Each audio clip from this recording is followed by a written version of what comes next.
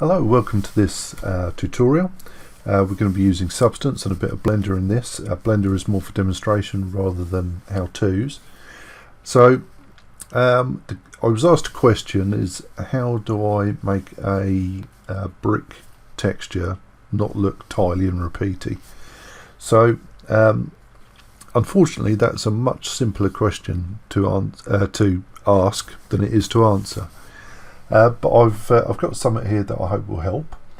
So I'm going to go File and New, and I'm just going to, let's stick at 1024. Got quite a lot of zones on this model, and I'll hit Select, and I've got an interior here which I've specially mapped for demonstration. So let's click OK, and it should bring it in. And you might not be able to see from the outside, but this is an interior. I'm just going to try and zoom in enough to get into it. I think I need to go to the side and then rotate around.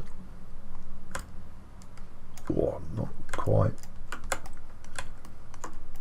Come on. There we go. So I've got a little interior I did. There's a tutorial for this I uploaded yesterday perhaps, because I did that in preparation for today. And what we have is a lot of brick wall. I've got out of it again now. So frustrating. Okay, what I'm going to do is cheat a little bit, and on my texture set list I'm going to turn on the isolate, and then I'll pick the brick. There we go. So now it's easy. I've got my brick walls down either side, and I've mapped them differently. So I've used a UDIM mapping, and I've got one UDIM which I've mapped for tiling, and one UDIM which I've mapped for texturing. So I think that's this side. If I draw on there, we should see, yes, and this is this side. And as you can see, as I draw on there, it draws on every side. Now, the difficulty with this particular question is that it's as much about the resolution you're going to need to get good tiling on a properly textured map as it is to use a tiling texture. Now, what you can do is use a tiling texture and then enhance that in your render engine. We'll use Blender with other maps to overlay and add some detail.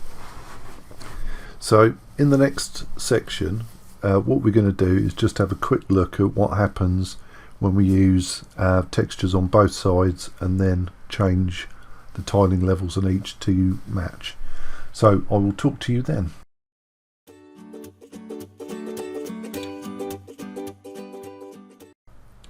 Okay, so between videos I've done a little bit of setup.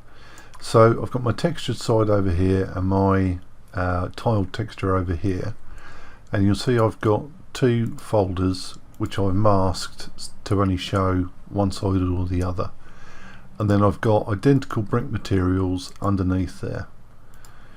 Okay, so at first look, we've got a bit of a scale issue on the tiling one, but that's relatively straightforward to fix. But on the other side, the scale is way off, and I've got this seam. Just to get enough kind of, just to give it half a chance, I split this into two. But now I have a seam. So, that's that. So let's have a look at the scaling first. So what I'm going to do is select my tiled brick, and I'm going to change the UV scale. So if I make that 2, that looks far more like a brick wall. If I zoom in, it looks okay. It's not the best, not the worst, but it's okay. Okay, now to get the other side to the same sort of level, I would need to tile that even more. So if I select the other one and try 4, I think it's still not quite there. No, not quite. So let's try 5. When I zoom in here, I think we have much more blur. As we're tiling it and tiling it and tiling it, the resolution is getting dropped and dropped and dropped, and you can tell the difference, you know, just by looking at the 2D UV view, because this is showing us both textures. You can see how big this is, it's quite nice, and whoops, you can see how small it is over on the 2D view, and you know, if it gets any smaller than that, I probably won't see it. Let's try 6 and see what happens. There we go. We're getting real fuzz on the edges, you know. It's almost as you tile within a painting program, you immediately lose resolution. So instead of, you know, tiling like you would in say Blender, where you don't lose the resolution, when you're tiling here you do lose the resolution. So you know, it's difficult unless you have a really grand, you know, image of a large area of bricks which look fairly perfect, you know, not much variation among them. You're going to have trouble, but there's a couple of issues with that. To get that with enough detail, you'll need a really high resolution image, yeah, 8K or maybe even more, and to actually find a wall that looks like that, you know, it's difficult, because there are things in the way usually, like windows and doors and so on and so forth. So it's not ideal to make a brick texture, you know, like this in Substance Painter if you want to get close to it and have a look at it. If it's way in the distance and nobody's ever going to really get up close to it, that's another thing. But I try to, you know, think about texturing in terms of what does it look like from a distance and what does it look like close up. If it looks great from a distance, you know, you can use it like this. If you need to get close, then you're going to have to think slightly differently. So first off, you know, we have our tiled option, and that preserves our sharpness of our picture quite nicely. And you know, this is a 4K texture, which is actually being ramped down to 1K, because you know, that's what I'm painting in currently. And you know, this is going to look much sharper if I just use it within Blender and then add interesting detail. Just as a second kind of demonstration on this, if I add in a new layer now to add an effect, add a black mask to it, and well, I'll just add a fill to it for the moment, and I'll go over to my textures and clear my filter. I'm just going to pick a texture, something with a bit of noise in it. I don't know, perhaps this grunge. Let's drag and drop that in. See, now I've got a nice projection there, and you know, we could use that. It's very repeaty, which is why another reason I can't then use this texture program with a tiling option. But again, if I try it over on the other side, so if I copy this layer, oops, copy the whole layer, not just the effect, John, and then pop it over here, you know, I get that nice thing, and it is nicely kind of, you know, varied and not repeaty. Well, no more repeaty than it would be on its own. We still have a problem, you know, because if I want this to be smaller or bigger, you know, it's going to start blurring out, and it's going to start losing resolution at close, you know, quarters. The other thing is this seam, of course, and that makes life even worse, because to fix that seam in Substance, I'm going to want to use a planar projection or a triplanar projection, and as soon as I do that, UV projection triplanar, I have to tile even more to get down to that value. So I might have to go up quite a long way here, probably 12 maybe, and you know, now I've lost even more of my you know, precious detail. Let me just reset that, it's being a bit of a pest. There we go. So if I export this out now, you know, if I thought, okay, my texturing is done, it wouldn't do me much good, because, well, it's next to useless. I can't look at it close up. It's going to be so blurry and slow and pleasant that, you know, all the detail is going to be lost. So what I'm going to do next is show a technique in Blender whereby we can take a tile texture, apply it to a surface, and then add effects over the top of it. Okay, so I will talk to you then.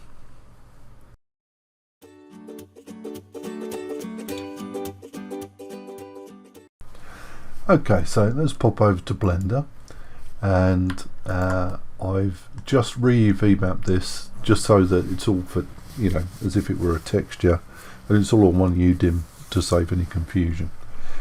Okay, so first thing I want to do is nip into the shading tab and make sure I've got the brick selected, and then I want to bring my image in.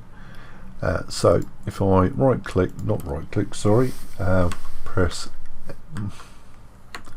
press all sorts of buttons and get it completely wrong. How about that? Shift A, texture, is it texture? Image texture. There we go. Sorry, I had a brain moment there. Then I'll click open and browse to my directory. Auto stitch, that doesn't sound right. Date modified. Tiling textures, there we go. And let's just bring the base colour in.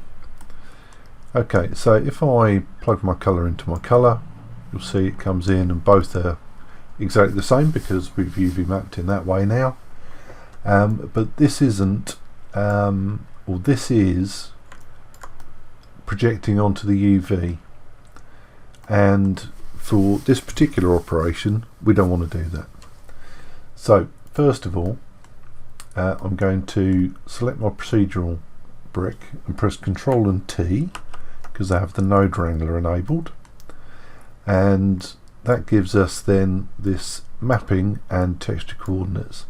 Now we can mess around with this, except to say that all I really want to do is update my X, Y and Z scale, and let's just pop that to 2. You should see that it starts to tile a bit more, and I think we're perhaps up to about 5 is where we want to be. I don't need Z because there is no Z scale really. So that's not too bad. It's probably not quite as tiled as we had it. Let's make it 6. There we go, and that's probably about right. Now if I find a little spot here and zoom in, we should see that it is absolutely as crisp as you can get, or as crisp as the image is. You know, it's not, you know, going to up-res, but it's not downscaling. That's the issue.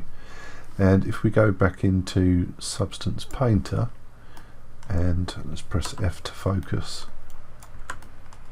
and then zoom in, you know, at that kind of level, you know, there's real fuzziness going on, real kind of, especially around so the brick edges, and even on the bricks themselves they look blurred. So, you know, so that's our first kind of step. I did mention that we didn't want to use UV coordinates for this. We do want to use UV coordinates for this particular part, but in the next part we're going to use something else, probably object or world space coordinates or generated coordinates, to get some effects in here. So I will talk to you then.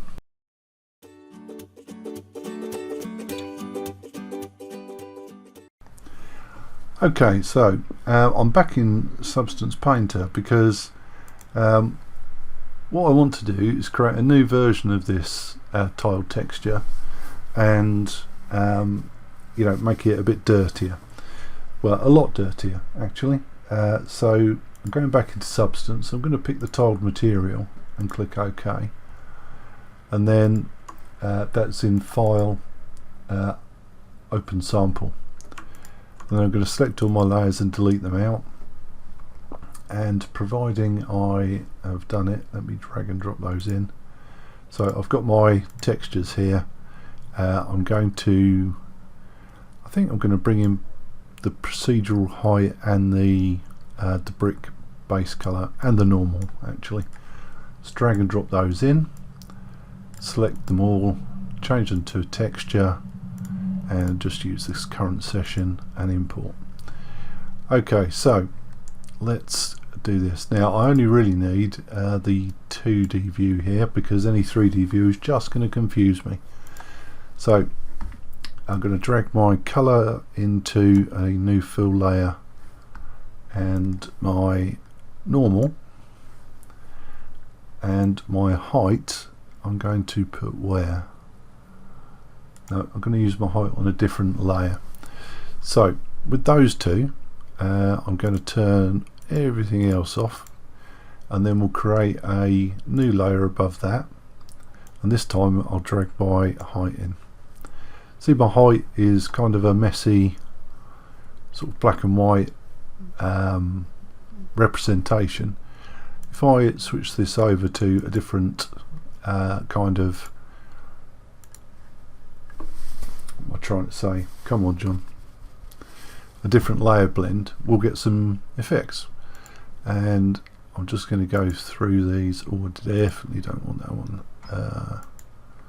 Subtract, that's way too much. Let's try a soft light.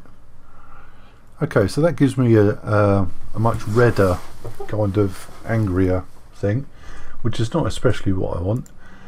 So I'm going to go back to multiply, but I'm going to slide my opacity down a little bit, just so it's not quite as much.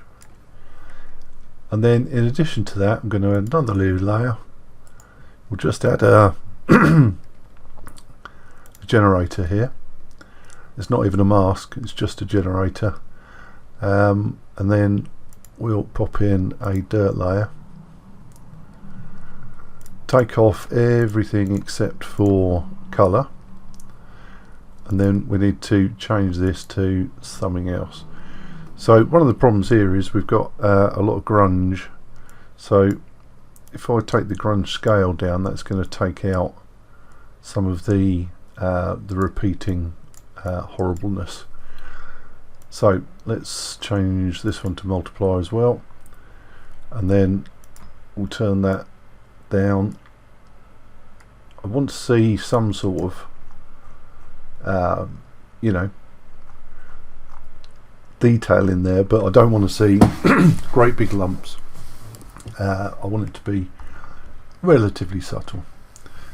Okay, so for this one then we can do a file and export textures, and if we click on default material, I'm only interested in the texture color in this particular instance. Let's go to global settings. I'll go and find my directory that I put everything in. Where is it? YouTube.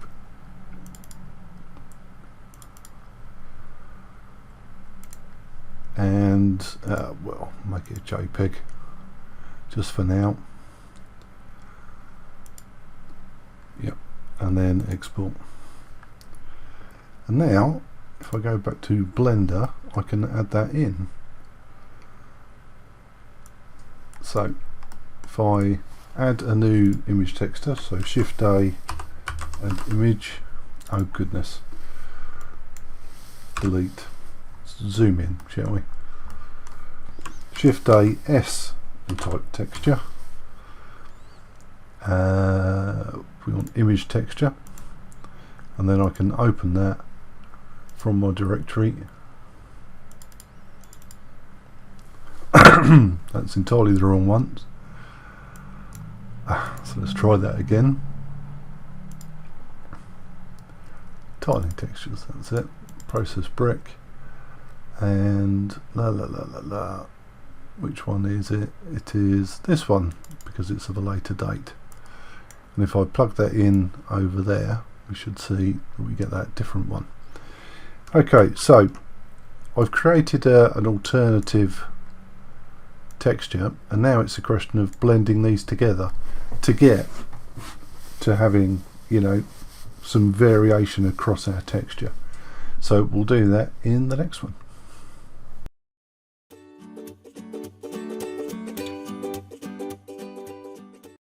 Okay, so we've got our darker version, and I'm just going to add it back in. Let's make ourselves some space down here so we can see what we're doing.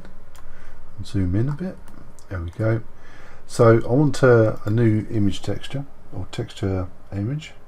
So press, not space, keep pressing space. Shift A and S and texture, and we want the where is it? Image texture. And then we can go to open, and we'll go to our folder where we put it, and it's this one at the top. There we go. So with the Node Wrangler enabled, I can press Shift Control and click, and it will show me that texture. And I essentially need to match it to this texture. So if I simply take the vector out of that one and pop it into that one, it will match up. And now the basics is to create a way to blend these two together. Obviously, if you're going to do a full job on it, you would need more of these, and you probably need some other ones, like maybe some greenery. But I'm just going to demonstrate the general process. Okay, so if I move these two to one side, I can create a Mix RGB node. So it is Shift A, and it's under Color and Mix RGB, and if I plug that in there and then plug that one in there, whoops, and we'll Shift Control and click to see what difference it makes, and the answer to that is precisely none, because we're just seeing a mix between the two. But we can control that mix with a black and white mask. So I'm just going to move these around so the lines aren't crossing too much, and we'll click into the viewport, press Shift A, and perhaps goes to texture, and let's try Voronoi. So again, Shift Control click on that, and I'll see what it looks like. I'm going to give it some texture coordinates, and we'll just use the UV in this case, and that's what we get. So now I've got some spots all over the place, and we have some options for that. I can bring them down. Actually, I'm going to use object, not UV, because I can see we've got a seam that this won't hide. And let's take the scale a bit more this way. So now I've got some like cell-like pieces in there, and I can switch this from F1 to F2, and I'll get a slightly different pattern. And smooth F1 and end sphere radius. End sphere radius doesn't appear to be good for this one.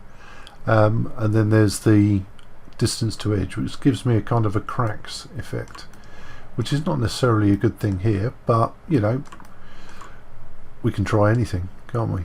So let me go back to let's try smooth F1. There we go. Okay, so what I want to actually do is smear these a bit, and for that I need a mapping node. So I'm going to Shift D on that one and bring it down, and then I'll plug the object into the vector. There we go, and the vector into the vector.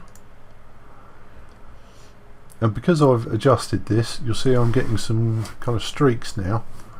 If I put these all back to 1, I'll go back to having just my spots, but we could, you know, squeeze them up, stretch them out, maybe even make them a little bit, whoops, deeper. So I've got, you know, a more or less random arrangement here. But we can make it more random.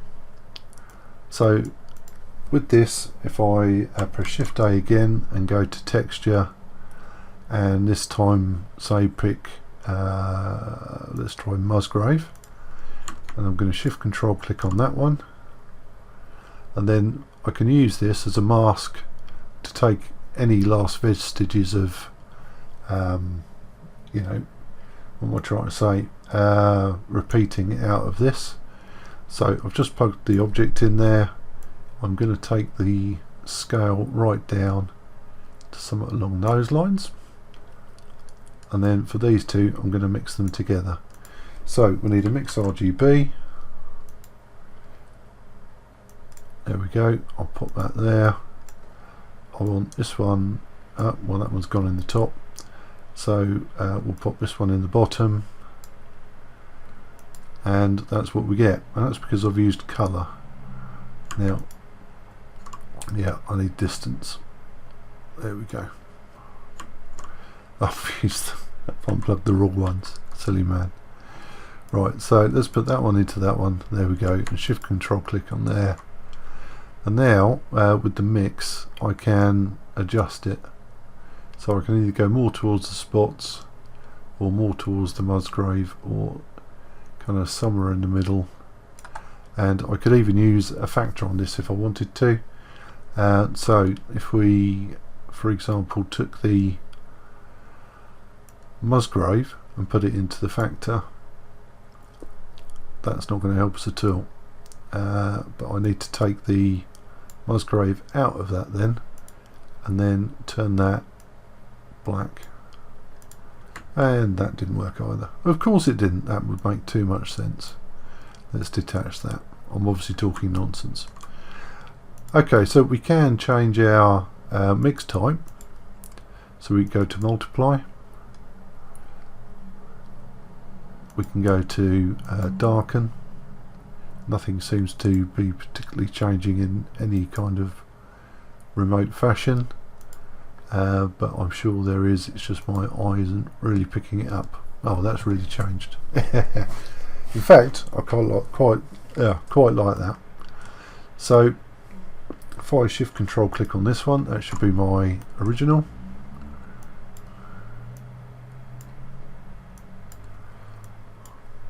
If I shift control click on this one, that's my new map. So I need to take this and plug it into the factor, and then shift control click on that, and now I get this pattern all across. So let me plug that into the base colour and then shift control click on there. The only thing I'm really concerned about is controlling the difference, because it's a bit stark at the moment. You know, it's too much. So we can actually take this divide option and pop a colour ramp in between. So if we go Shift A and converter and colour ramp, I can plug our colour into the effect down the bottom and shift control click on there. And now I can change this colour to a slightly greyer grey, and we should get a much more pleasing mix out of that. So if I take that colour and plug it into the FAC there, and then shift control click, there we go, it's much nicer. So shift control click on the BDSF. So I hope that kind of makes sense. We can control a bit of what goes on with this colour ramp down here. Sorry, I'm getting distracted. But you know, the basic reality is there isn't enough resolution in images to texture anything with a repeated pattern without something propping up and, you know, getting in the way. Generally speaking, it's you just lose so much resolution doing it that, you know, it's not suitable for a lot of applications, or, you know, it's a case of there's just not enough memory, you know, because once you've got to an 8K texture, you're using, I don't know, it's not twice, it's 4 times as much memory as, you know, you would on a 2K texture. Whereas using like this method, you can, you know, really work on it. You can tile it a number of times, and the tiling doesn't change the the texture resolution, and it doesn't increase your memory. So you get efficiencies both ways. Then you get better quality and you get a more efficient render out of it. Obviously the process I've shown you is quite minimal. You would need to build and build and build, and part of the reason I'm not going too far with it is because I'm not very good at it, frankly. That's why I love Substance Painter, and it's a real disappointment to me that I can't do everything I want in it. Saying that, you can come up with creative ways to use both. You can build up a nice texture in Substance Painter, and then you can bring it in here and you can tile it and add all sorts of other options to it. So I hope that's vaguely useful. I'm not feeling overly great about my result, but I hope I've got over to you the reasons for that. So thank you very much, and I'll talk to you in another video.